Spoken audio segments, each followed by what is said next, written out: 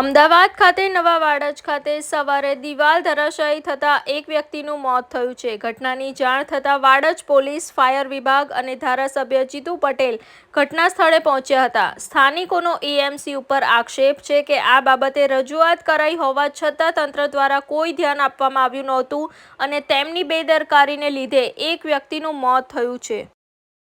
આ મારા સગા કાકાનો દીકરો છે। આ મારું મકાન છે। સવારે અહીંયા બ્રશ કરવાથી અહીંયા સવારે 6:30 વાગે 6 વાગે ઉઠ્યો હશે। આ કમ્પાઉન્ડ વોલ એએમસીની અહીંયા એએમટીસની ઘણા સમયથી સ્થાનિક લોકોએ અહીં અરજી આપી કે આ જર્જરી દિવાલ છે, ગમે ત્યારે એક્સિડન્ટ છે।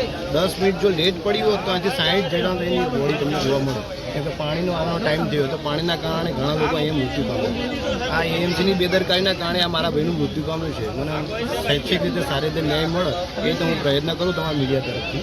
પિયુષભાઈ રામજીભાઈ ભરવાડ। ઉંમર કેટલી? ઉંમર 30 વર્ષ, એની એક બેબી છે। ઓકે।